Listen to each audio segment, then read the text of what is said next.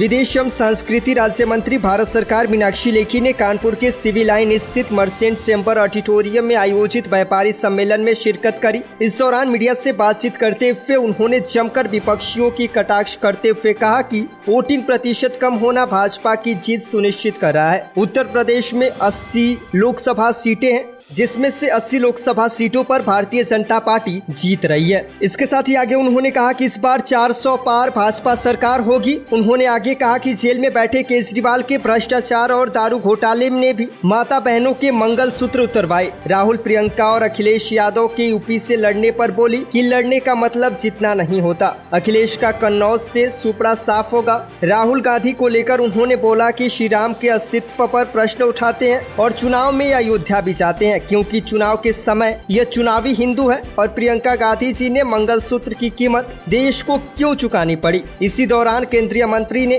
Commonwealth game, 2G और जीजाजी घोटाले भी बताए।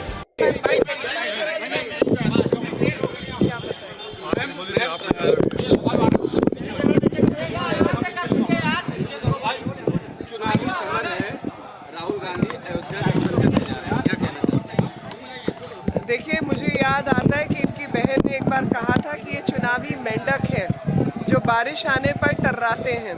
तो चुनाव के समय पर ये चुनावी हिंदू है, आगे पीछे राम के अस्तित्व पर प्रश्न उठाते हैं, लेकिन चुनाव आने पर इनको अयोध्या भी याद आती है, जो कि आप सबके सामने वो क्या कहते हैं, प्रत्यक्ष को प्रमाण क्या, तो प्रत्यक्ष है और आपके सामने दिख रहा है कि किस प्रकार की हरकतें ये लगातार करते हैं कि भगवान राम के अस्तित्व को नकारने वाले लोग भगवान राम की शरण में जाने को तैयार हैं, सिर्फ और सिर्फ चुनाव के लिए।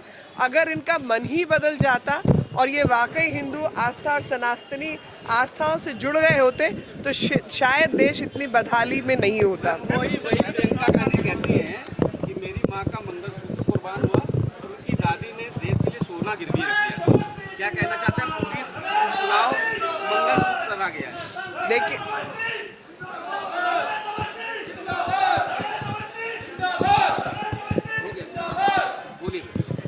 देखिए, सोना देश का कहाँ कहाँ गया और किस किस के खाते में गया, ज़रा उसका हिसाब भी देश जानना चाहता है।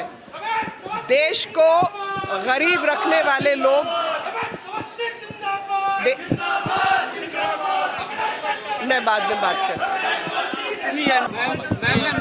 मैम, ये जो मंगलसूत्र पर पूरा चुनाव होने जा रहा है, प्रियंका जी कह रहे हैं उनकी माता जी ने अपना मंगलसूत्र कुर्बान किया और उनकी दादी ने सोना देश के लिए गिरवी रख दिया था, क्या कहना चाहते हैं? देखिए, देश का सोना गिरवी रखने की क्यों नौबत आई, ज़रा उसका भी हिसाब दे दें। कॉमनवेल्थ गेम से लेके 2G घोटाले से लेकर जीजाजी के घोटाले तक का हिसाब भी पता चल जाए तो पता चले कि प्रियंका जी के मंगलसूत्र की कीमत देश को क्यों चुकानी पड़ी।